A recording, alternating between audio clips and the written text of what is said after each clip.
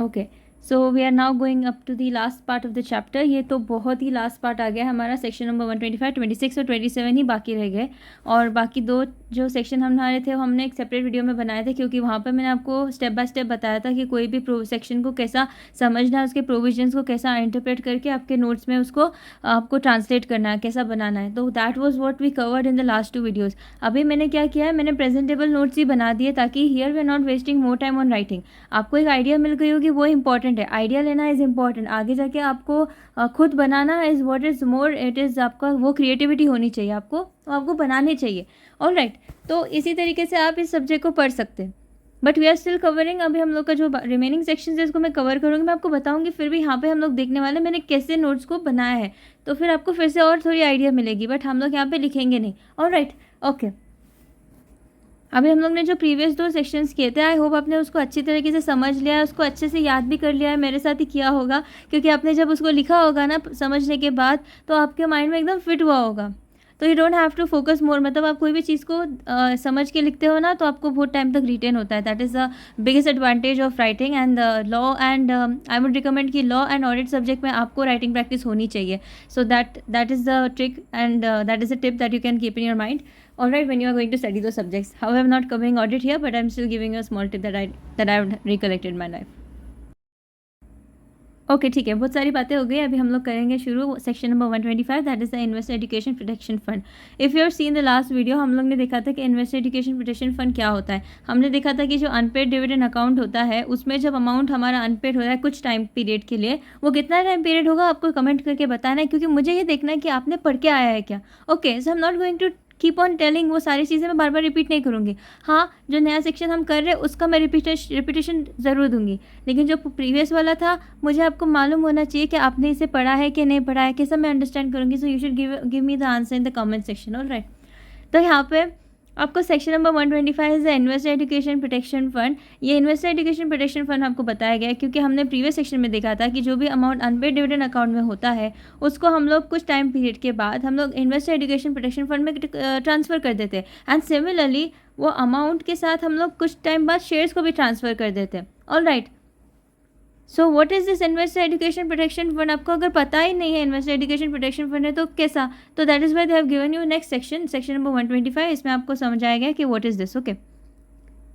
All right, so this is our section number 125, that is investor education protection fund. अभी हम लोग को starting में इसे समझाने के लिए लोग ने बहुत सारा इंट्रोडक्शन पैराग्राफ दिया है, हमें इसका छोटा छोटा पार्ट करके हमें इसको कन्वर्ट करना है इन आवर रिटन, मतलब हमारे नोटबुक्स में। All right, so I am not going to go in detail, ये आपका होमवर्क है कि आप इसको अच्छी तरीके से पढ़ के आए, बिकॉज वर्ड टू वर्ड हम लोग नहीं पढ़ेंगे यहाँ पे। मैंने क्योंकि ऑलरेडी एक बार पढ़ चुकी हूँ and then I wrote this notes.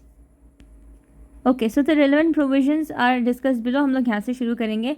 तो यहाँ पे पहले फर्स्ट तो आपको बताना, हम लोग ये देखेंगे कि ये जो अमाउंट्स, ये इन्वेस्टर एजुकेशन प्रोटेक्शन फंड है, ये किसने इस्टेब्लिश किया है। So we see that the central government establishes the investor education fund, investor education and protection fund. And अभी हम लोग देखेंगे कि जब भी इस्टेब्लिशमेंट हो गया तो फर्स्ट स्टेप तो हमारा ये था, क्या ये फर्स्ट जो था, this is the first part, क्या फर्स्ट में तो हमारा ये इस्टेब्लिश हो चुका है। फर्स्ट वाला पार्ट, ये is always starting, the law is always starting, मतलब ये कहाँ से स्टार्ट हुआ। तो फर्स्ट तो हमारा ये हो गया कि ये हमारा इस्टेब्लिश हो गया, this is the first part. अभी हमारा जो सेकेंड पार्ट है, now the second part of the जो लॉ हमें बता रहा है, वो ये बता रहा है कि सोर्सेज कहाँ से आएंगे, इसमें अमाउंट जो है, जो क्रेडिट होता है, जो अमाउंट बैलेंस इसमें है, वो कहाँ से, तो सोर्सेज आपको बताने। तो वेरी सिंपल, अभी हम लोग इसको कवर करेंगे directly from the text book, क्योंकि ये थोड़े से सोर्सेज आपको एज इट इज़ याद करने पड़ेंगे, तो इसका कोई शॉर्टकट नहीं है। ओके, तो हम लोग बोल रहे थे कि हम लोग ने फर्स्ट तो establish the central government will establish the investor education protection fund. Okay, तो हमें ये समझ में आ गया कि इस्टेब्लिश से कौन करता है। अभी जो दूसरा पार्ट है, ये हमारे को बताया गया है कि इसके सोर्सेज क्या है। अभी सोर्सेज जो होते हैं, अभी आपको पता होना चाहिए, क्या इस्टेब्लिश हो गया तो इसमें तो कुछ अमाउंट होनी चाहिए, तो अमाउंट कहाँ से आएगी, अमाउंट क्या है, तो वो हम लोग को पता चलेगा थ्रू द टेक्स्ट बुक। इसको हम लोग, मैं यहाँ पे लिख देती हूँ covered from the text book. क्यों? क्योंकि ये आपको एज इट इज़ याद करने पड़ेंगे। कुछ चीज़ें आपको लॉ में दिए गए हैं, उसे एज इट इज़ अब करना पड़ेगा, क्योंकि उसका आप शॉर्टकट नहीं निकाल सकते। सो कुछ चीज़ों में से ये भी एक चीज़ है।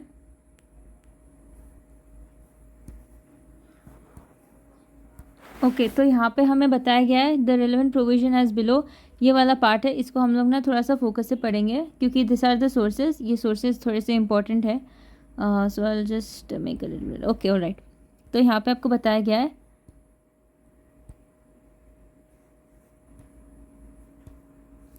तो यहाँ पे जो फर्स्ट वाला सोर्स है हमारा ये है, that is the amount that is given by the central government. Amount कुछ कभी कभार क्या कहती है तो इंपॉर्टेंट है क्योंकि इस्टेब्लिश सेंट्रल गवर्नमेंट ने किया है तो कुछ अमाउंट तो सेंट्रल गवर्नमेंट भी डालेगी ना। वो क्या हो सकता है एज इट मतलब ग्रांट्स के थ्रू हो सकता है। Okay so that is what it is saying that amount जो भी हमारे को सेंट्रल गवर्नमेंट देती है तो you have to learn this is the first point. And then the second point here the second point what is saying that donation by the central government. अभी तो grants की बात हो गई, in the form of donation भी मिल सकता है amount. वो जो क्रेडिट मतलब जो सोर्स है यहाँ पे डोनेशंस भी हो सकते हैं, डोनेशंस के थ्रू भी इस अमाउंट इस अकाउंट में पैसा जमा हो सकता है। Okay that is the second one. An amount that is lying in the unpaid dividend account. अभी जो ये तो हमने ऑलरेडी सेक्शन में देख लिया था, सेक्शन नंबर 124 या इट वाज सेक्शन नंबर 124। क्या जो भी अमाउंट जो भी शेयर्स अनपेड होते हैं मतलब जो भी शेयर शेड्यूल बैंक में होते हैं वो कुछ टाइम के बाद यहाँ पे ट्रांसफ़र हो जाते हैं unpaid dividend account. Unpaid dividend account से फिर बाद में वो यहाँ पे IPF में ही तो ट्रांसफ़र होते हैं ना, क्योंकि that is not covered within that time span. तो इसीलिए तो ये वो कह रहा है। Okay so you have to also understand this क्योंकि ये सारा ऑलरेडी कोरिलेटेड है पुराने पार्ट से। तो पहला तो हमने सेंट्रल गवर्नमेंट ने इस्टेब्लिश किया तो ये सेंट्रल गवर्नमेंट वाले दो आपको हिस्से कवर हो जाते हैं। ऑलराइट तो ये सेंट्रल गवर्नमेंट का है। अभी यहाँ पे unpaid dividend account just you cover that in the previous section, तो ये कवर हो गया। ओके अभी दूसरा वाला पॉइंट क्या बोल रहा है, amount in the general reserve account of the central government. फिर से सेंट्रल गवर्नमेंट का बता रहा है जो भी अमाउंट है जनरल रिजर्व में सेंट्रल गवर्नमेंट का वो सारा अमाउंट भी क्या होगा IPF में हम लोग इस्तेमाल कर पाएंगे। That is a source that is can be utilise in the IPF। Alright फिर अभी दूसरा वाला सोर्स क्या है हमारा, amount in the general reserve account of the central government. ये तो जनरल रिजर्व वाला हमने कवर कर लिया। So this is the fourth one. तो हमारे 4 हो चुके हैं। फर्स्ट वन ग्रांट डोनेशन, फिर थर्ड हमारा क्या था वो अनपेड डिविडेंड अकाउंट वाला। तो आपको एज इट इज एक छोटे छोटे कीवर्ड्स के थ्रू आपको याद करना है ताकि आपको वो याद रहे। Okay and then the amount in the IPF। अभी अमाउंट इन द IPF में भी तो कुछ अमाउंट होगा ना, तो that is under section 205C। This is 205C of the companies act. तो ये क्या है अमाउंट, ये आपको 3 जो मैं मार्क किया है आपको अपने टेक्स्ट बुक में मार्क करने हैं क्योंकि ये चीज़ें important. Amount in the IPF as per section 205C of the companies act. All right and then income from investment, the interest और other income that is received और the investment that is made from the fund. अभी अगर समझो इस fund का amount आपने किधर भी इन्वेस्ट किया है तो आपको जो इनकम आएगी वो भी एक सोर्स बन जाएगी। Okay so that is also covered. ये भी आपको समझ में आ गया कि बहुत ही ज़्यादा सिंपल था। ऑलराइट फिर यहाँ पे जो आपका G पॉइंट है वो कह रहा है कि amount that is receive through disgorgement और the disposal of securities. This amount that is receive the amount that is receive through disgorgement और the disposal of security seized from a person who has been convicted for personation for acquisition of security as provided in the section 38(3). तो यहाँ पे भी जो भी amount आपको receive हुआ है कोई भी that is so that is what the amount that is receive through disgorgement में जो भी अमाउंट ये अमाउंट भी इस अकाउंट में ट्रांसफ़र होती है। आपको आगे जाके और इसमें डिटेल होगा लेकिन तो फिर ये अमाउंट भी आपको एक सोर्स में ही आती है। This is also source of fund.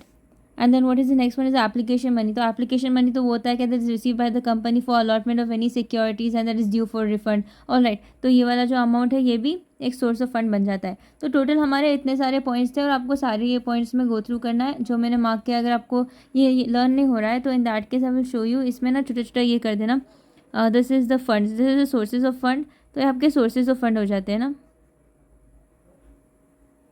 Sources of fund. तो आपके सोर्सेज ऑफ फंड हो जाते हैं। तो पहले amount that is given by the central government by way of grants after due appropriation, alright इतना सा आपका हो गया। फिर donation by the central government, donation given by the central government, state government, companies, any other institution for the purpose of the fund, ये भी ठीक है। And then the amount that is lying in the unpaid dividend, amount lying in the unpaid dividend account of the companies. Okay unpaid dividend account the company which is transferred by them for under this section. Okay तो हमें तो पता है ना, ये हम लोग को ये सेक्शन हमने पढ़ा था। तो that is lying in the companies which transferred by them to the fund under this section. ये तो हो जाएगा, ये वाला भी सिंपल है। Okay and the next part what is saying amount in the general reserve account of the central government. अभी central government का जो रिजर्व अकाउंट है यहाँ पे ये वाला पॉइंट भी है। तो it is also the amount in the general reserve account of the government which has been transferred under section 205 of the companies act. And इसको इधर तक ही कर देना, ये भी काफ़ी है आपके लिए। And this amount lying in the investor education protection fund under section 205C of the companies act. ये तो बहुत ही छोटा था, ये तो एज इट इज आप कर लेना। इनकम फ्रॉम द इन्वेस्टमेंट, अगर आपने इनकम फ्रॉम इन्वेस्टमेंट भी लिख दिया है तो दैट इज इनफ, बट अगर आप ये पूरा लिख सकते हो तो it's very nice, well and good. फिर that is amount that is receive through disgorgement और disposal securities, the amount that is receive under section 38 और the disposal security seized from person who has been convicted for, या तो आप इसका ऐसा कर देना, the amount that is receive under section 38(4) and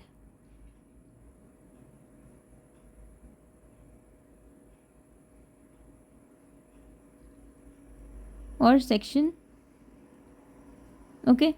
तो यहाँ पे आप इतना सा भी कर लोगे ना सेक्शंस, अगर आपने अच्छे से कर लिए तो फिर वो इतना मैटर नहीं करेगा।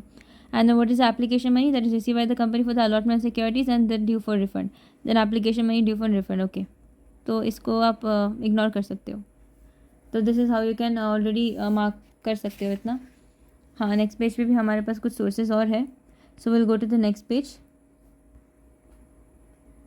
And then there is mature deposits. Mature deposit the company other than banking companies with company other than the banking company only if this amount has remained unclaimed and unpaid for a period of 7 years। वही है, same चीज़ है जो हमने अपना dividend जो transfer किया था, अभी डिपॉजिट्स के बारे में बता रहा है। So that is one and the same thing. तो यहाँ पे भी वही चीज़ है, तो very simple. And then mature debentures के बारे में भी वो बता रहा है कि मतलब कोई भी मैच्योर डिवेंचर्स है कंपनी के साथ और वो अनक्लेम्ड है, अनपेड है for a period of 7 years, और वो जब भी उसका वो पीरियड आ गया है और उसने फिर उसको ट्रांसफ़र कर दिया, so that is they are saying this very similar. Mature deposit, mature debenture, ये हमारा वो डिविडेंड के साथ रिलेट हो जाता है। Okay, and then interest that is interest on amount that refer in the clauses H2J। Okay, ये कोई भी इंटरेस्ट अमाउंट है जो एक्रू हो रही है, कोई भी ऐसा अमाउंट, कोई भी ऐसा आपका सोर्स जो, तो आपको तो ये पता होगा ना कि मतलब डिविडेंड तो शेयर्स पे मिलता है, लेकिन इंटरेस्ट हमें किस पे मिलता है, डिबेंचर्स और डिपॉजिट्स पे भी हमें वो आता है। तो यही बता रहा है कि मतलब जो भी डिपॉजिट डिबेंचर्स हमारा ट्रांसफ़र हो गया है इस IPF फंड में, तो उस पर जो भी इंटरेस्ट आ रहा है वो भी इस अकाउंट का, IPF अकाउंट का क्या बन जाएगा, एक सोर्स बन जाएगा। So that's what it is saying, simple. And then amount that is receive by way of the sale proceeds. अभी आपको जो amount from sale proceeds, amount that is receive from the sale proceeds of the fraction of the shares arising of the issuance of the bonus shares merger amalgamation. तो आपको fractional shares तो पता होगे ना क्या है, दैट इज़ कोई भी शेयर्स जो इतना रेटिंग होगा, मैं कहाँ पे लिखूँ यहाँ पे इसके, ओके, कोई भी shares, if the shares is in the, अगर एक शेयर है 1.5 शेयर, अभी जो इसका आधा शेयर है तो हमें इसका क्या करेंगे, तो आधे शेयर का तो हम लोग usually it is saying that, तो आपको जो बोनस शेयर जो बोल रहा है हाफ शेयर्स, तो जो मेरा अगर समझो मैं कोई भी कंपनी जा रही है, मर्जर अमैलगमेशन हो रहा है उसका, और उसने वो अपने शेयर होल्डर्स के लिए समझो 13.5 शेयर्स इशू कर दिए, तो 13 is a very impractical figure. चलो हम लोग इसको ना कुछ ओके 500 शेयर्स उसने इशू किया है कंपनी ने, 503/4 शेयर्स उसने इशू किया है। ओके, तो यहाँ पे हम लोग क्या करेंगे, जो ये 3/4 वाला है ना, तो फ्रैक्शन हो गया ना, तो हम लोग क्या करेंगे, 500 शेयर्स तो हम लोग दे देंगे, बट ये जो 3/4 है इसका हम लोग क्या करेंगे, हम लोग इसको सेल कर देंगे। तो इन दैट केस वो यही बोल रहा है कि amount that receive from the cell proceed arising from the cell proceed of the fraction of the shares. Okay, क्योंकि हमने जब कोई भी बोनस इशू किया एट द टाइम वो मर्जर और अमैलगमेशन और वो 7 साल से ज़्यादा है, तो in that case that will be transferred here. Alright, ये थोड़ा सा कंफ्यूजिंग पॉइंट था, आई नो यू डिड नॉट, थोड़ा सा कंफ्यूजिंग पॉइंट था, I can understand, but you know आप लोग पढ़ोगे इसे तो आपको ये अच्छी तरीके से समझ में आ जाएगा। फिर यहाँ पे आपको बताया गया है कोई भी redemption amount of the preference shares that is remaining unpaid or claimed. तो ये रिडेम्पशन अमाउंट, तो ये प्रेफरेंस शेयर्स के बारे में यहाँ पे बता रहा है, आपको प्रेफरेंस शेयर्स के बारे में बता रहा है। ओके, तो जो नेक्स्ट पेज के सारे जो सोर्सेज थे वो ज़्यादा सिंपल थे, हो गए। Alright, and then any other amount, ये सारे अदर अमाउंट्स को आप एक बार you can have a look. इसको इतना ज़्यादा इसको इतना ज़्यादा इंपॉर्टेंस देने की ज़रूरत नहीं है, आपने M तक आपको बहुत अच्छे से कर लेना है, लेकिन ये जो N है इसको अच्छे से एक बार पढ़ लेना, हम लोग इसको पढ़ लेंगे। ऑलराइट, यूजुअली हम लोग को ये सब पॉइंट्स जो होते हैं ना, ये वाले पॉइंट्स ये अभी के लेवल पे इतने ज़्यादा इंपॉर्टेंट नहीं होते, बट आपको इसमें का छोटा छोटा ये पता होना चाहिए कि क्या है इसके बारे में, किसमें क्या लिखा हुआ है। कभी इनकेस, क्योंकि अभी के जो हमारा ICAI का एग्ज़ाम का पैटर्न है ना, हमारे पास MCQs भी है, तो वी कांट रिस्क एक पार्ट इंपॉर्टेंट नहीं उसको छोड़ के जाना इज़ नॉट गुड। आपको करके जाना है, एग्जाम में कुछ भी आ सकता है, MCQs will hit you, MCQs are not going to be easy, MCQs are not at all easy actually, वो बहुत ही ज़्यादा they are very confusing and tricky. I am not scaring anybody, but I am telling you that's a fact, I faced it, so that's what. Alright, तो ये सारों को आपको क्या करना है, जो नेक्स्ट पेज तक ये आ रहे हैं इसको आपको अच्छे से रीडिंग करनी है। ओके, बट इसको आपको अपने नोट्स, सॉफ्ट कॉपी में नहीं, नोट्स आपको अपने नोट्स में इसको नहीं बनाना है। मैंने आपको बताया यहाँ तक जो भी है ना, यहाँ तक आपको सारे बनाने हैं, बट अदर अमाउंट्स, अगर आपको अदर अमाउंट्स के बारे में अगर आपको कुछ specifically you want to learn more, okay, तो इन दैट केस आपको ये सारे इसके मैं बोल रही हूँ यहाँ से 5 to 6 पॉइंट्स सेफ्टी के लिए आप कर लो, अगर आपको करना है तो कोई भी सिंपल वाले उठाओ तो यू कैन अंडरस्टैंड। जैसे यहाँ पे बताया गया है the all the amounts that mention the clause of the section 125, okay ये सेक्शन नंबर 125 के साथ रिलेट कर रहा है। फिर all the shares in accordance with the section 124(6) that is those shares whose case dividends have not been claimed. अभी dividend के बारे में हमने भी दिखा था कि वो जो डिविडेंड जिनमें क्लेम नहीं हुआ है, जो शेयर्स की बात करें ना, तो शेयर्स भी ट्रांसफर हो गए। चलो ये भी हमारा नोन पॉइंट था, हमने इसको भी याद कर लिया। All the benefit that is arising out of the shares held by the authority, तो ये भी ओके, चलो हमें ये भी पता है। All the grants the fees and receive by the authority under these rules, okay grants fees जो भी अथॉरिटी को मिल रहा है वो भी सारा, this all the other amounts. जो ये अमाउंट अथॉरिटी कौन सी होनी चाहिए, authority, you guys will get confuse, I know you guys will get confuse, that is IPF, okay. फिर all sums that is receive by the authority from such other sources as may be decide, और central government कोई decide करिए कोई भी other source, तो वो भी इस सोर्स का मतलब इसका इनकम बन जाएगा, इनकम सोर्स ऑफ इनकम बन जाएगा, okay. And all the income that is earn by the authority in any year, okay जो भी इनकम ये अर्न करेगी कैसा भी। And all the shares that is held by the authority in according with the providers, okay इसको मत करना क्योंकि थोड़ा सा ज़्यादा कन्फ्यूजिंग हो जाएगा आपके लिए।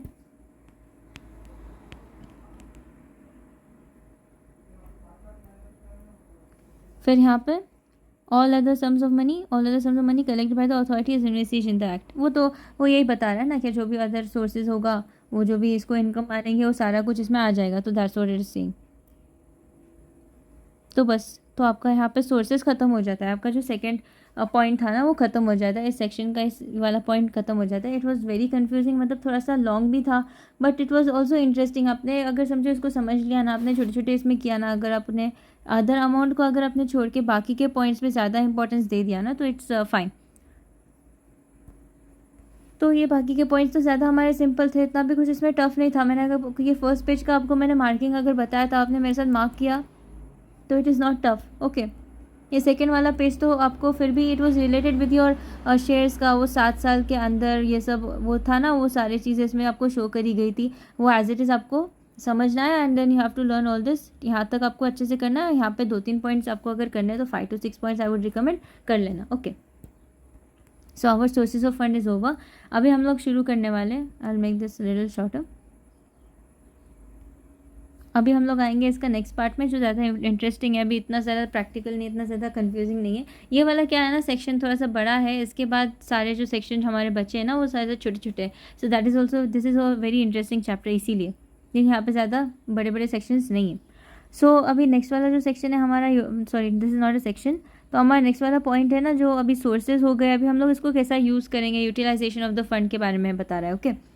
सोर्स हो गया, पहले किसने इस्टेब्लिश किया, सेंट्रल गवर्नमेंट। सेकंड वन क्या है, सोर्सेज कहाँ से आता है इसमें अमाउंट। फिर बाद में थर्ड अभी हम लोग किधर किधर यूज़ करेंगे अभी, okay this is the third point. तो यहाँ पे थर्ड वाला पॉइंट में से फर्स्ट पॉइंट मैंने इसको ना एकदम शॉर्ट किया है और ये बहुत ज़्यादा सिंपल है, यूटिलाइजेशन ऑफ फंड। कभी कभार यूटिलाइजेशन फंड में क्वेश्चन बनते हैं, so learn it, okay it is important, this is important क्योंकि I have seen few past question papers, उसमें क्वेश्चन थे, so that's why I am saying, okay.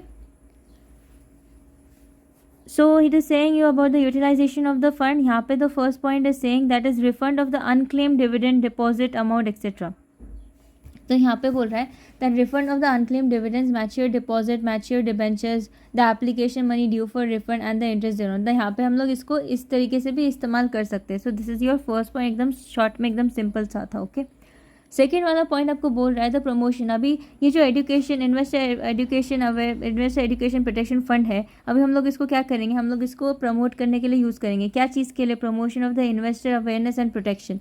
तो हम लोग को इन्वेस्टर्स जो education, I think actually that's investor education awareness and protection, आपको education में भी डालना है। उन लोग को एजुकेशन आपको बताना पड़ेगा कि इन्वेस्टर्स को एजुकेट करना पड़ेगा, उन लोग में अवेयरनेस जनरेट करनी पड़ेगी, okay, so that they are also protected against any fraudulent activity कोई होती है क्या। This is the main important ना, कि ये तो इंपॉर्टेंट है, इन्वेस्टर्स को पता होना चाहिए, इन्वेस्टर का protection is the main M, तो आपको नाम से ही समझ में आ गया होगा, all right. And then what is the next point? Next point is that distribute the disgorged amount to identified and eligible applicants. अभी यहाँ पे वो डिस्ट्रीब्यूशन की बात कर रहा है, तो कोई भी ऐसा अमाउंट जिन लोग ने, जो भी ऐसे लोग थे जिन्होंने शेयर होल्डर्स या डिबेंचर होल्डर्स जिन लोगों को नुकसान हुआ था, कोई भी ऐसे फ्रॉड, जो भी कंपनी ने फ्रॉडुलेंट एक्टिवेट करी थी उसकी वजह से, तो फिर वो ये इन्वेस्टर एजुकेशन प्रोटेक्शन फंड क्या करेगा, उन लोग में डिस्ट्रीब्यूट, उन लोग के लिए हेल्प करने के लिए अमाउंट आगे देगा, ओके।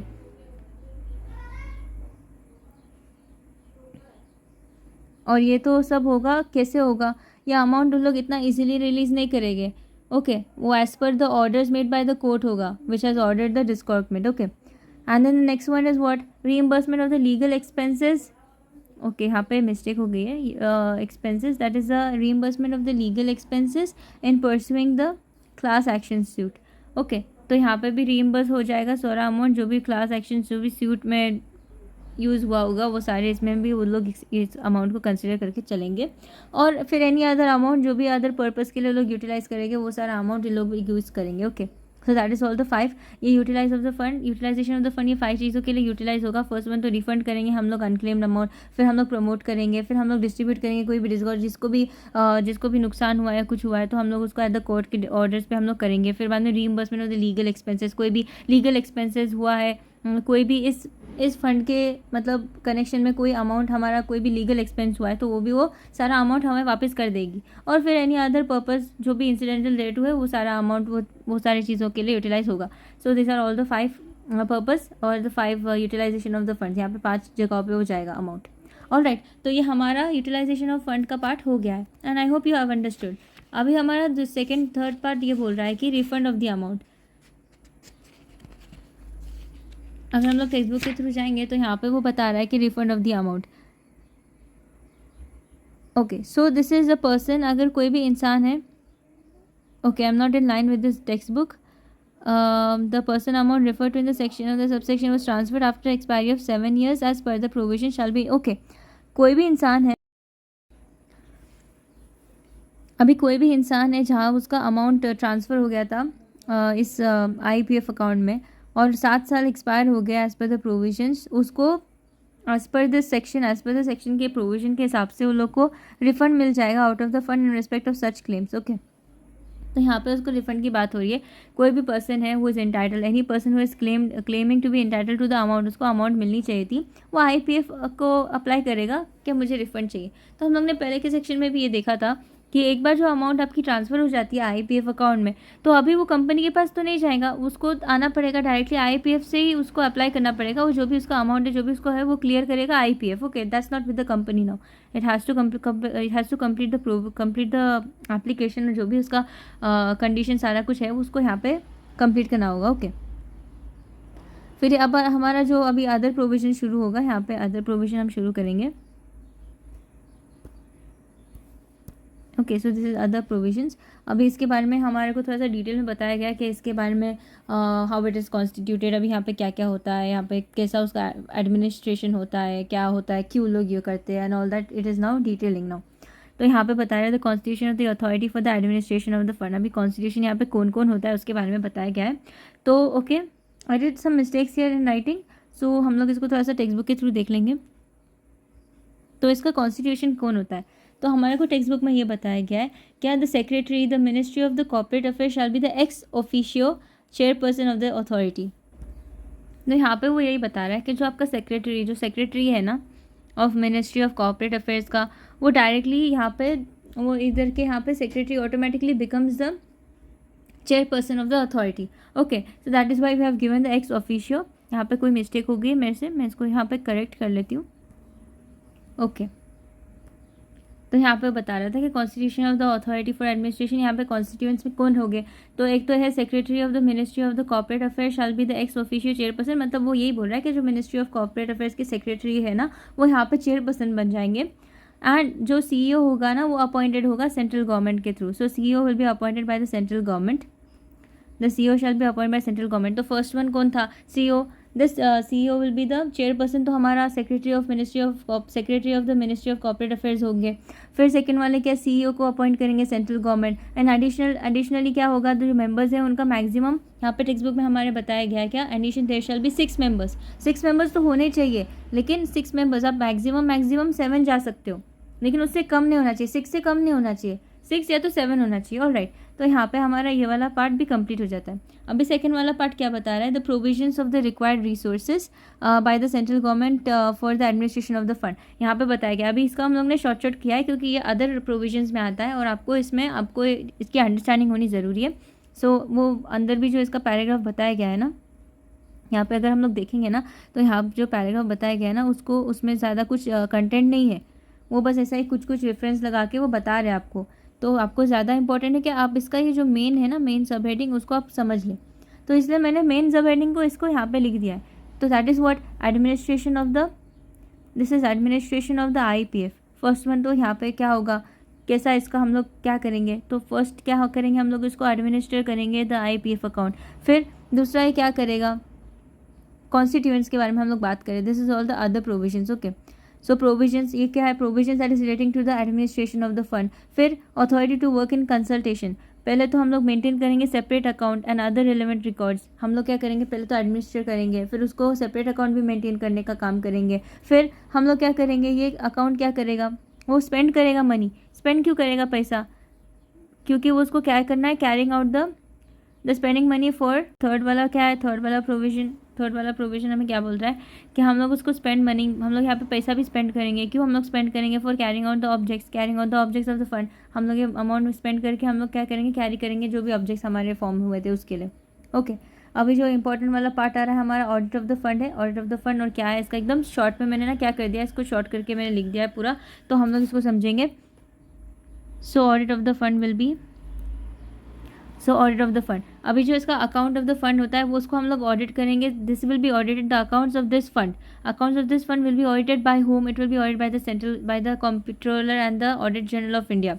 सो CNAG करेगा उसको, ठीक है, क्योंकि ये एक फ़ंड है जो इस्टेब्लिश किया गया है सेंट्रल गवर्नमेंट ने। आपको पता होगा कि जो भी अकाउंट्स होते हैं गवर्नमेंट कंपनीज़ के, उन लोगों को कौन audited, it is audited by whom, that is by the CNAG। तो उसी तरीके से आप समझ सकते हो कि हाँ ये भी CNAG करेगी audit. Okay, and this audited account together with the audit report shall be forwarded by the authority annually to central government. हर साल आपको ये अकाउंट बना के फॉरवर्ड करना पड़ेगा, जो ऑडिटेड अकाउंट्स हो गए ऑडिट रिपोर्ट के साथ आपको क्या करना पड़ेगा, एनुअली सेंड करना पड़ेगा सेंट्रल गवर्नमेंट को। और सेंट्रल गवर्नमेंट फिर क्या करेगी, central government, what the central government will do, the central government will lay, मतलब वो एनुअल रिपोर्ट जो भी आपने दिया था, ये जो भी आपको जो आपने CNAG ने यहाँ पे CNAG ने फॉरवर्ड जो किया था ना, CNAG ने जो भी फॉरवर्ड किया था ना, उसे क्या करेगी, it will lay before each and every house of the parliament. It will be laid before each house of the parliament। तो सेंट्रल गवर्नमेंट क्या करेगी, उसको वो उस अमाउंट, उस अकाउंट्स को रखेगी, it will B laid before each house of the parliament. तो आई होप यू अंडरस्टैंड, ये पूरा प्रोविजन एकदम ज़्यादा से सिंपल ही था। थोड़ा हम लोग को थोड़ा सा इसमें सोर्सेज में दिक्कत आई होगी, बट यूटिलाइजेशन वो सिंपल। और फिर हम लोग ने अदर प्रोविजन में से भी छोटा छोटा उसको निकाल के हमने उसको समझ लिया। अदर प्रोविजंस में आपने क्या देखा, अदर प्रोविजंस में हमने देखा पहले तो कॉन्स्टिट्यूशन हुआ, कॉन्स्टिट्यूशन में कौन कौन था, कॉन्स्टिट्यूशन में हमने देखा क्या, वो सेंट्रल गवर्नमेंट CEO बताया, फिर हमारे सेक्रेटरी वॉज द MCA, और फिर हमारे मेंबर्स कितने होने चाहिए, तो ये कॉन्स्टिट्यूशन हो गया। फिर अभी वो क्या करेंगे, सब मिलके वो एडमिनिस्टर करेंगे IPF, वो लोग सेपरेट अकाउंट बनाएंगे या एनी अदर रिकॉर्ड जो भी ज़रूरी होगा या IPF को मेंटेन करने के लिए, फॉरवर्ड या कुछ भी करने के लिए ये होगा, तो इसको हम लोग मेंटेन करने के हम लोग बनाएंगे। फिर spending money out of the fund, कोई भी पैसा अपने को स्पेंड करना है, कोई भी कैरी करने के लिए ऑब्जेक्ट के लिए, उसके लिए हम लोग यूटिलाइज़ करेंगे। तो ये सारा अदर प्रोविजंस में था। फिर ऑडिट के बारे में बताया गया था। तो ये सारा हम लोग ने कवर कर लिया, बहुत सिंपल तरीके से हम लोग ने कवर कर लिया। I hope you understand. और आप अगर चाहते हो तो आप सोर्सेज ऑफ फंड को अपने नोटबुक में कर लो, क्योंकि मैंने तो मार्क करके बताया उसको कैसे आपको कट शॉर्ट करना है। All right, now we are going to start with section number 126 and section number 126 is again a very simple section. यहाँ पे सेक्शन में क्या बोल रहा है, यहाँ पे कह रहा है कि right of the dividend right shares and the bonus shares to be held in abeyance pending registration of transfer of the shares. Okay, तो यहाँ पे एकदम हम लोग एक शॉर्ट स्टोरी के थ्रू मैं इसको मैं बताती हूँ आपको। सेक्शन नंबर क्या है, सेक्शन नंबर इज 126। तो यहाँ पे आपको बताया गया है कि मतलब अगर कोई instrument of transfer have been delivered by the shareholders for registration, okay, and the transfer of the shares, अभी कोई भी इंस्ट्रूमेंट ऑफ ट्रांसफर कंपनी को दिया गया है फॉर रजिस्ट्रेशन, कंपनी को दिया गया है। और समझो ये जो इंस्ट्रूमेंट ऑफ ट्रांसफ़र है, फॉर एग्जांपल मेरा कोई शेयर है, मेरा शेयर है, आलिया का शेयर है, आलिया शेयर, और मेरे को इसको ट्रांसफ़र करना है। समझो मेरे को अपने फ्रेंड को ट्रांसफ़र करना है, मेरे को कोई भी अपने फ्रेंड को ट्रांसफ़र करना है। फॉर एग्जांपल किसी दोस्त को देना है, तो मरियम को मेरे को अपने शेयर्स ट्रांसफ़र करने, I am transferring my shares to Mariam. तो मैंने क्या किया, मैंने कंपनी को इंस्ट्रूमेंट ऑफ ट्रांसफ़र किया, मैंने इंस्ट्रूमेंट ऑफ ट्रांसफ़र दिया कंपनी को। तो कंपनी ये इंस्ट्रूमेंट ऑफ ट्रांसफ़र को रजिस्ट्रेशन करने में थोड़ा टाइम लगाएगी, राइट। उसको रजिस्ट्रेशन करना है, लेकिन अभी तो टाइम लगेगा ना, कंपनी बोलेगी, कंपनी को थोड़ा टाइम लगेगा। और इसी बीच में मैंने इंस्ट्रूमेंट ऑफ ट्रांसफ़र कंपनी को दिया और रजिस्ट्रेशन में टाइम लगा, और इसी बीच में शेयर्स इशू हो गए, आई मीन सॉरी बोनस या कोई भी dividend, will take the part of dividend. पहले कंपनी ने डिविडेंड डिक्लेयर कर दिया उन्हीं शेयर्स पे, ओके डिक्लेयर्ड। अभी क्या होगा, अभी तो डिविडेंड डिक्लेयर हो गया, तो ये अमाउंट किसको मिलनी चाहिए, मुझे मिलनी चाहिए कि मेरी फ्रेंड को मिलनी चाहिए। तो उस कन्फ्यूजन के लिए, उस कन्फ्यूजन होने की वजह से कंपनी क्या करेगी, इस अमाउंट को भी ट्रांसफ़र करेगी कहाँ पर, तो यहाँ पे आपको बताया गया है। तो in that case it will transfer the dividend, यहाँ पे डिविडेंड वो कहाँ पर ट्रांसफ़र करेगी, to the unpaid dividend account. Unpaid dividend account में या फिर से अमाउंट ट्रांसफ़र हो जाएगा, ओके। और अगर ये सिनेरियो है, ये सिनेरियो था क्योंकि डिविडेंड डिक्लेयर हो गया था और वो अमाउंट क्यों चला गया अनपेड डिविडेंड अकाउंट में, अनपेड डिविडेंड अकाउंट में चला गया, it was transfer to this fund. अभी सेकेंड सिनेरियो में अगर समझो मेरा मेरा मेरा जो भी ये शेयर्स है, Aliya shares, I have transfer to Mariam, मैंने मरियम को ट्रांसफ़र किया और मैंने कंपनी को इंस्ट्रूमेंट ऑफ ट्रांसफ़र जब दिया तो मैंने उन लोगों को रिटर्न कंसेंट दिया। क्या अगर कोई भी डिविडेंड आता है तो मेरी फ्रेंड को दे दो, मैंने लिख के दिया उसको, मैंने उनको लिख के दिया कि हाँ इसको मेरी फ्रेंड को दे देना। तो इन दैट केस कंपनी फिर अनपेड डिविडेंड अकाउंट में नहीं डालेगी, वो क्या करेगी, डायरेक्टली इनको ही दे देगी, मतलब मरियम को वो अमाउंट मिल जाएगा। So that it is saying. तो यहाँ पे वही किया गया है, क्या, unless authorized by the register holder in writing the payment of dividend to the transferee। तो यहाँ पे वही बोल रहा है कि अगर समझो आपने ट्रांसफ़र किया है dividend in relation to the shares in the, आपने ट्रांसफ़र किया है डिविडेंड, तो पूरा अमाउंट जो भी है आपको, डिविडेंड का जो भी अमाउंट है सारा कुछ आपको अनपेड डिविडेंड अकाउंट में ट्रांसफ़र करना है। लेकिन अगर मैंने लिख के दिया इन दैट केस आपको अमाउंट देना पड़ेगा टू द ट्रांसफरी इटसेल्फ, क्योंकि जिसके नाम पे शेयर्स ट्रांसफर हुए उसी के अकाउंट में आपको डालना है। So that will be transfer to the transferee itself, अगर मैंने क्या दिया, अगर authorise by the register holder in writing, alright.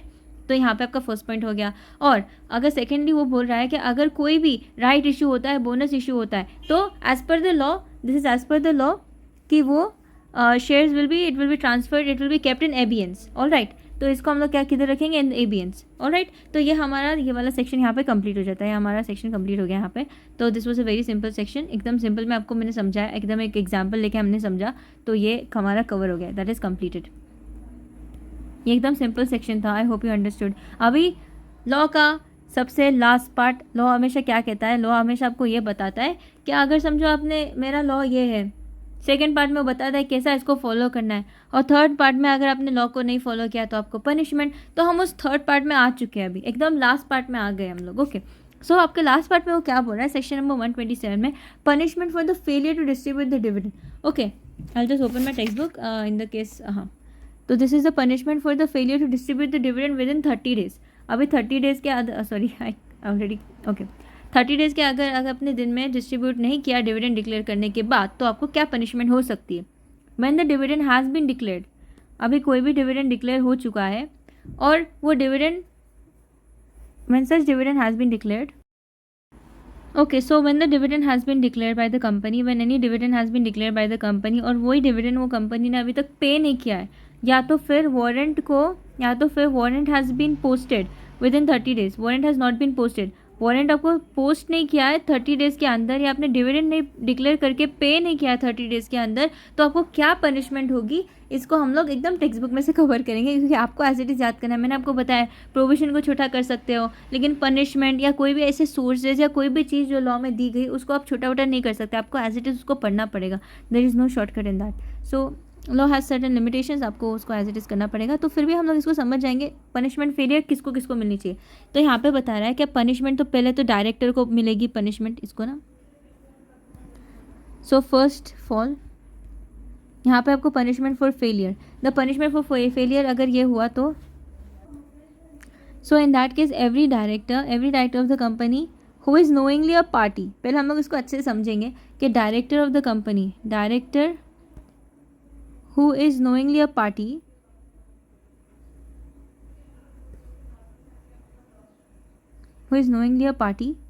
will be liable, shall be liable।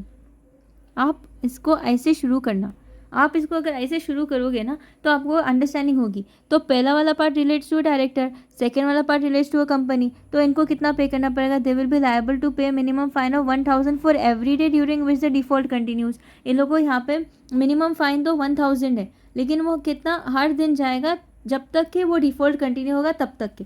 So this is for the director who is knowingly a party, okay, and they will also be punishable with imprisonment for 2 years। तो पहले तो आपको amount के बारे में बताना है and then you go for the imprisonment, okay. So that way you will be able to remember it very well.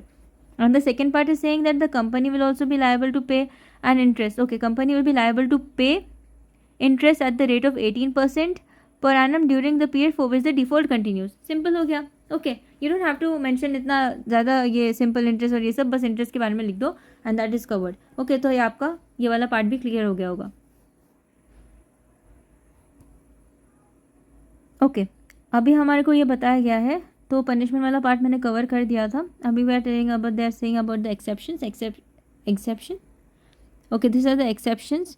Exception cases के बारे में बताया गया, आपको यहाँ पे एग्जेम्पशन बताया गया, मैंने एक्सेप्शन लिखा है। मैंने बताया एक्सेप्शन मतलब यहाँ पे मैंने ये बोला है कि जो लोगों को अभी पनिशमेंट तो मिलेगी 30 डेज़ के अंदर आपने डिविडेंड पे नहीं किया, वारंट नहीं पोस्ट किया तो, लेकिन ऐसे भी कुछ केसेस है जहाँ पे पनिशमेंट नहीं लगेगी। वो कौन से केसेस है, तो I wrote it as exception. आपको चाहिए तो आप लॉ के एज एग्जेम्पशन फ्रॉम पनिशमेंट भी लिख सकते हो, there is no problem, okay, but for the simplicity मैंने ऐसा किया है, ओके। तो यहाँ पे आपको बताया गया है कि no offence shall be deemed to have been committed under this section and no punishment will be attracted. तो वही मैंने अभी जो बताया आपको वही है। तो यहाँ पे अगर समझो ऐसे कोई भी रीजंस में से चीज़ें होते हैं ना, तो वो सारे चीज़ों में, okay. So now will see all the other, okay. तो ऐसे कौन से केसेस है जहाँ पे कंपनी को पनिशमेंट नहीं लगेगी। तो first one is dividend not paid by the reason of operation of the law. अभी डिविडेंड हमने डिक्लेयर तो किया लेकिन हमने पे नहीं किया। पे का क्या रीज़न है, पे नहीं क्यों किया हम लोग ने, क्योंकि वहाँ पे बिकॉज ऑफ द लॉ, हमने लॉ की वजह से, कोई भी लॉ होगा जो रिस्ट्रिक्ट कर रहा है कि अभी आपको डिविडेंड नहीं देना है, बाद में दे देना है, या कोई भी ऐसा कोई भी लॉ का ऑपरेशन की वजह से कंपनी को ये क्या स्टॉप लगाया गया कि मतलब अभी नहीं देना, तो इन दैट केस भी कंपनी को ये पनिशमेंट नहीं अप्लाई होगी। एंड द सेकेंड वन, इसको एकदम टेक्निकल वैसे भी मैं समझा सकती हूँ, लेकिन आपको सिर्फ समझना है, इसको इतना ज़्यादा डीपली समझने की ज़रूरत नहीं है क्योंकि वो बहुत सिंपल लॉ है। वो सिंपली यही बता रहा है कि कोई भी लॉ है उसकी वजह से अगर लॉ रिस्ट्रिक्ट कर रहा है डिविडेंड डिक्लेयर करने, मतलब पे करने का उतने टाइम पर, तो इन दैट केस कंपनी नहीं देगी, ओके। उसको ज़्यादा आपको अगर डीपली समझना है तो हम लोग इसको बाद में टेकअप करेंगे, ओके। तो यहाँ पे हम लोग ने देखा था exceptions to this particular section. तो यहाँ पे अगर समझो कंपनी कोई भी ऐसा एक्शन करती है, कोई भी इन 5 केसेस में से कोई भी एक केस करती है, तो इन दैट केस कंपनी पे बिल्कुल भी वो रिस्ट्रिक्शन नहीं होगा, कंपनी का पनिशमेंट नहीं लगेगी, लायबिलिटी नहीं लगेगी, ओके। तो वो कौन से सेक्शन प्रोविजंस एक्सेम्पशंस है हम लोग देख लेंगे। So first one is that the dividend that is not paid by the reason of the operation of the law. अभी कोई भी डिविडेंड कंपनी ने डिक्लेयर किया लेकिन पे नहीं किया, किस वजह से, ऑपरेशन ऑफ लॉ की वजह से, इन दैट केस फिर उसको पनिशमेंट नहीं लगेगी। अभी वो सेकंड पॉइंट क्या कह रहा है, ये बहुत ज़्यादा इंपॉर्टेंट है, ये मैंने नोटिस किया कि एग्जाम में इसके एमसीक्यूज आए थे एंड उसमें एमसीक्यूज में हमें इतना घुमाया था। तो आपको बताऊंगी ऐसे कौन से पॉइंट्स पर उन लोग ने हमें they actually asked the question, so they were like 3 to 4 questions about this particular point itself. तो फर्स्ट वाला तो पॉइंट आपको बता रहा है कि ये वाला ना जो पॉइंट है ना, इसको एकदम मार्क करके रखना क्योंकि ये तो क्वेश्चन एग्जाम पेपर में इतने बार आया था, मतलब एक ही पेपर में continue they gave us 2 to 3 questions, they rocketed 2 to 3 questions in the same paper. So imagine the importance of this particular point, ये बहुत ज़्यादा इंपॉर्टेंट है। तो यहाँ पे मैं आपको बताती क्वेश्चन कैसे आया था। The shareholders has given a direction to the company. Shareholders ने बोला है कि हमारे को कंपनी ने डिक्लेयर कर दिया dividend, okay. The directions can not be complied. Share holders ने बोला है कि हमें डिविडेंड इस पर्टिकुलर डेट पे चाहिए, ओके, लेकिन वो कंपनी, अभी ये वाला पॉइंट सबसे ज़्यादा इंपॉर्टेंट पॉइंट है, मैंने यहाँ पे बहुत सारे स्टार्स भी बनाए। तो यहाँ पे वो क्या बोल रहा है, वो कह रहा है कि शेयर होल्डर ने कंपनी को बताया क्या, मतलब हम लोग को इस पर्टिकुलर टाइम पे डिविडेंड चाहिए और कंपनी ने ना वो डिविडेंड का डिक्लेरेशन भी कर दिया कि हम लोग ये पर्टिकुलर डेट पे डिविडेंड देंगे। So they have given the direction. अभी इसको मार्क करते चलना क्योंकि ये बहुत ज़्यादा इंपॉर्टेंट है, एकदम ट्विस्ट करके आता है क्वेश्चन पेपर में क्वेश्चन। और डायरेक्शन कंपनी ने जब they give the direction, direction can not be complied with. अभी वो कंपनी वो डायरेक्शन का पालन नहीं कर पाई, उस दिन पे वो लोग डिविडेंड दे नहीं पाए। हालांकि डिक्लेयर कर पाए, डिक्लेयर उन लोग ने किया, लेकिन उन लोग दे नहीं पाए डिविडेंड। और उन लोग ने ये सेम बात बता दी थी शेयर होल्डर्स को। इतना इम्पॉर्टेंट पॉइंट है, अगर आपने कम्युनिकेट नहीं किया था तो ये लायबिलिटी आपको लग जाएगी, आपको पेनल्टी लगेगी, आपको पनिशमेंट लग जाएगी। लेकिन अगर आपने डायरेक्शन शेयर होल्डर ने दिया था और उसको आपने कंप्लाई नहीं किया, लेकिन उसके बारे में आपने शेयर होल्डर्स को बताया, बताना इंपॉर्टेंट है। अगर आपने बताया तो इन दैट केस क्या होगा, इन दैट केस आपको एक्सेप्शन या एक्सेप्शन वाले केस में आ जाओगे। अगर नहीं बताया, अगर ये वाली लाइन अगर आपने एग्जाम में भूल गई ना, तो आपको 3-4 क्वेश्चंस का जो पेपर में 3 to 4 क्वेश्चंस आएंगे इसके ऊपर एमसीक्यूज में, या तो एक क्वेश्चन आएगा बड़ा वाला, तो उसमें आप मिस्टेक कर जाओगे, क्योंकि आपको लगे अरे ये लोग नहीं कंपनी, ये तो अपना सर ये वाला एग्जेप्शन था। नहीं, you have to understand this is a important point. ये कम्युनिकेशन वाला पॉइंट को एकदम अच्छे से रट के जाना। So okay, so that is what it is important. Alright, and the third one is there is a dispute regarding the right to receive the dividend. अभी देखो दो पार्टी है ए और बी। अभी डिविडेंड किसको मिलना चाहिए, इसको मिलना चाहिए, इसको मिलना चाहिए, वो दोनों में कन्फ्यूजन है। इन दैट केस कंपनी क्या करेगी, कंपनी डिविडेंड नहीं देगी, कंपनी लोग को डिविडेंड नहीं देगी। तो इन दैट केस ऑल्सो ये क्या है, दैट इज ऑल्सो नॉट। अब ये कंपनी क्या कर रही है, कंपनी लॉ को ब्रेक नहीं कर रही है, तो उसको पेनाल्टी या प्रोविजन नहीं लगेगा, आई मीन द पनिशमेंट नहीं लगेगी उसको। ऑल राइट, फिर ये कौन सा पॉइंट है, dividend has been lawfully adjusted against any sum that is due to the company from the shareholders. अभी कोई भी अमाउंट है, अभी तो आपको ये पता होगा, अगर समझो कोई भी अमाउंट है जो कंपनी, फॉर एग्जांपल कोई भी कॉल्स इन अरियर है, कोई भी ऐसा अमाउंट है जो कंपनी को शेयर होल्डर से रिकवर करना है, एंड शेयर होल्डर से अगर कोई अमाउंट रिकवर करना है और वो कंपनी ने उसको डिविडेंड ना देते हुए उन लोग ने उसका वो अमाउंट क्लियर कर लिया, अमाउंट उसका क्लियर कर लिया, जो भी पेंडिंग था उसके तरफ से कंपनी को देना, तो वो भी कंपनी कर सकती है। तो ये गलत नहीं है, उसने डिविडेंड डिक्लेयर नहीं किया तो उसको पनिशमेंट नहीं लगेगी। In that case this is also right, आपको इसमें कोई पनिशमेंट नहीं लगेगी। ऑल राइट, और for any other reason that is not due to default on the part of the company, और कोई ऐसा रीज़न जो डिफॉल्ट की वजह से नहीं है। तो ये सारे आपके पॉइंट्स एकदम अट्रैक्टिव, ये बहुत ज़्यादा important and it is very interesting वाला पार्ट। ये मेरे को बहुत ज़्यादा पसंद था ये वाला पार्ट, तो इसको बहुत अच्छे से करके जाना, बहुत अच्छा है ये वाला पार्ट। ओके, और इसमें से क्वेश्चन आते हैं, ये वाला एक इंपॉर्टेंट पार्ट है। And by this we have completed the chapter, we have successfully completed the chapter. तो हमारा चैप्टर एकदम अच्छे से हो गया, हमने समझ लिया इसको, हम लोग ने एकदम शॉर्ट नोट्स क्रिएट किए, और ये इतना ईजी था कि मतलब हम लोग को वी स्टार्ट थिंकिंग कि मतलब हम लोग कैसा लॉ बनाएंगे और ये सब, but it is not at all. So by this we have completed the chapter, हमारा चैप्टर कंप्लीट हो गया है। सारे नोट्स का लिंक मैं आपको लिंक डिस्क्रिप्शन में दे दूंगी। I will take little 1 to 2 days में आपको लिंक दिख जाएगा, मैंने अभी तक डाला नहीं है, so that will be most probably Google drive में मिलेगा आपको। और यहाँ पे एकदम सिंपल तरीके से हम लोग ने पूरा चैप्टर कंप्लीट किया है। समरी को आप लोग अच्छे से पढ़ लेना, टेस्ट योर नॉलेज, एमसीक्यू के जो क्वेश्चंस होते हैं इनको भी अच्छी तरीके से सॉल्व कर लेना। तो हम लोग का सारा कुछ चैप्टर में से कंप्लीट हो चुका है। आई होप यू अंडरस्टूड कैसा हम लोग ने first part of my video, जो मेरा पहला वीडियो था उसमें मैंने आपको यही बताया था कि आपको प्रोविजन को कैसा इंटरप्रेट करना है, कैसा लिखना है। तो आई होप आपको एक अंडरस्टैंडिंग मिल गई होगी, एंड द नेक्स्ट चैप्टर्स को भी आप अपने तरीके से अच्छी तरीके से आप कर सकते हो। That's not difficult at all, you are just manifesting कि आपको सोच रहे हो कि मतलब हाँ हम लोग ये ज़्यादा डिफिकल्ट है, law is not difficult, law is not at all difficult, you are just thinking it in your mind. हाँ, इसमें डिफिकल्टी कब आती है, जब हमारे को कोई भी पेनाल्टी करनी पड़ती है। पेनाल्टी याद करना बहुत ज़्यादा डिफिकल्ट होता है, सेक्शंस याद करना भी बहुत डिफिकल्ट होता है, but writing the sections in the examination is not mandatory, you should know the provisions. All right, तो by this we have completed each and every section. हम लोग ने बहुत अच्छे तरीके से इसको समझ के किया है, और हम लोग ने हर चीज़ को बहुत अच्छे से समझा है, और उसको नोट्स भी बनाए, हमने लिखा भी है। तो इट्स वेरी इजी, ये चैप्टर ऑलरेडी बहुत इजी था। मेरा the ultimate motive of taking up this chapter was that, क्योंकि मेरे को ये बताना था कि आपको आंसर स्ट्रीमिंग कैसी करनी है। जब मैंने इसको सारा कुछ मैंने भी प्रोविजंस में जब बना दी थी अपने नोट्स में, तो I use to do the same way. तो उसी तरीके से मैंने यहाँ पे आपके लिए सिंपल तरीके से बनाया है, ताकि हम लोग को आगे जाके कोई भी वीडियो आएगा तो हम लोग को इतना ज़्यादा डीप में नहीं जाना पड़ेगा। तो we are getting a presentable knowledge here.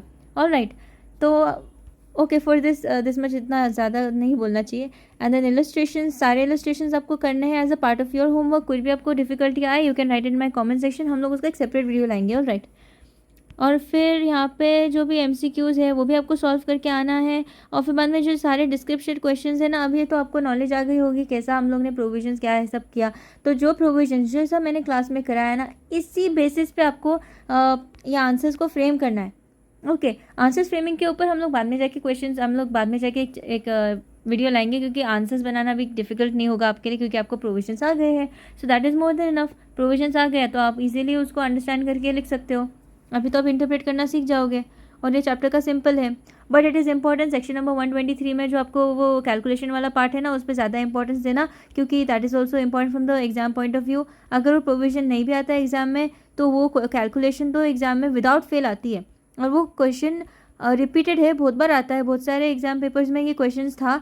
तो you should make sure that ये क्वेश्चन आपको सॉल्व करके जाना है। ओके, आपको प्रोविजन सेक्शन नंबर 123 जो प्रोविजन है ना, मतलब सेक्शन है ना, उसका प्रोविजन बहुत इजी है, तो आप उसको समझ सकते हो। लेकिन उसके साथ ही कंडीशंस, जो 4 कंडीशन हमने पढ़े थे ना, वो सारे कंडीशंस पे भी आपको ज़्यादा इंपॉर्टेंस देना है, आपको पढ़ना है अच्छी तरीके से, तो फिर सॉल्विंग करनी है। तो देखो कमेंट में आपको कौन सा दूसरा चैप्टर चाहिए, तो हम लोग उसी से शुरू करेंगे। ऑल राइट, क्योंकि जो चैप्टर आप कर रहे हो उसी के साथ हम लोग बिगिन करेंगे, तो आपका भी जो आपके धीरे आपको रुकावट है वहाँ पे आपको इजीली एक पुश मिल जाएगा, तो यू कैन इजीली आगे आप बढ़ सकते हो। तो वही है।